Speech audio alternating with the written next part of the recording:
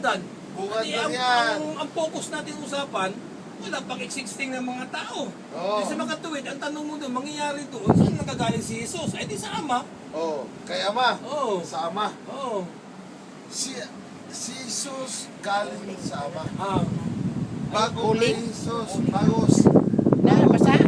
sa Ama, ang sinasabi ako ay nagpautos doon sa ubasan ko para Wala, yung boss na yun, tapos na yun. Ilan na ang mga tao nun eh. Ang usapan natin, wala pa yung mga tao. Alauna na ba?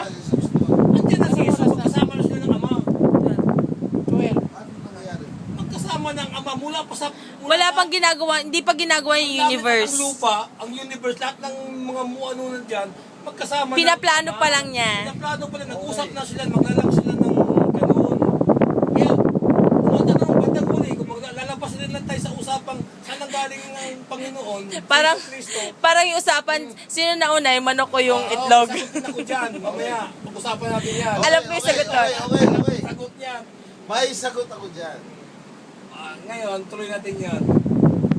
Ang nangyayari, ang Ama Pinagpradamos tayo. naglikha ng sanlibutan.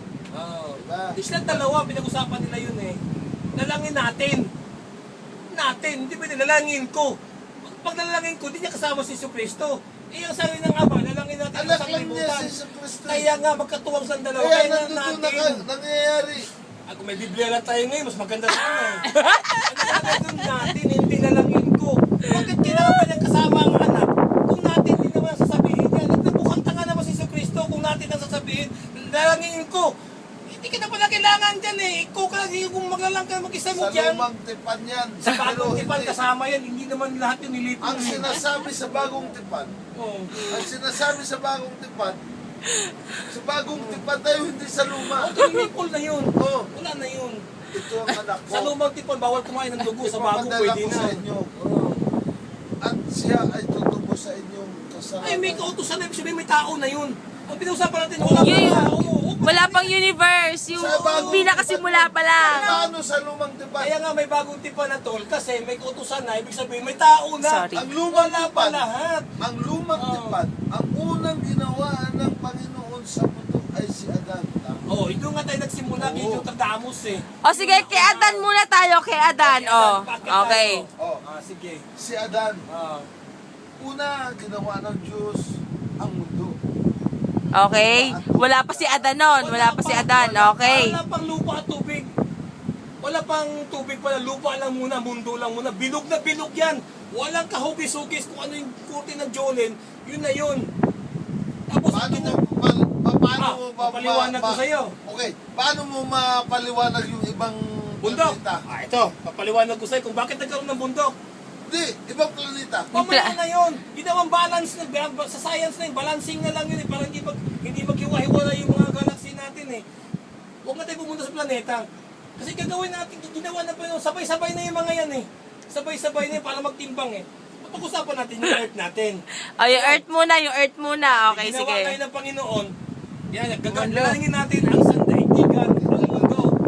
Ginawa nila natin ha, natin. Paggawa nila, bilog na bilog yan, te. Parang Jolene, imagine mo yung bola. Eh, walang hugis, tsaka walang anyo eh. Ibig sabihin, walang itsura, pangit, bilog.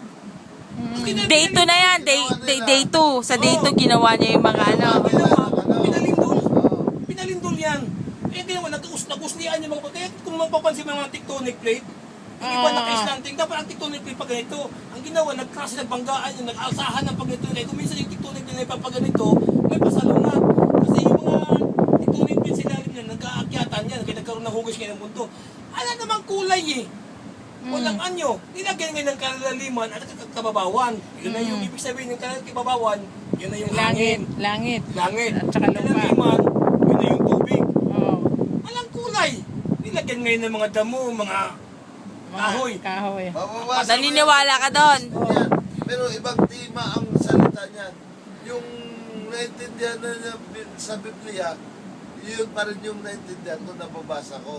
Pero hindi ganun ang pagpapaliwanag. Di, ano ba na pag-usapan natin? Ano usapan natin? Paano gagawin? Yung tema gusto kong... Yun nga ang, yung pinapaliwanag mo, naintindihan ko dahil Anong oras Isa. matatapos to? Hindi, wala kasi... isa yan. Hindi ito matatapos, te, kasi wala kaming tema eh.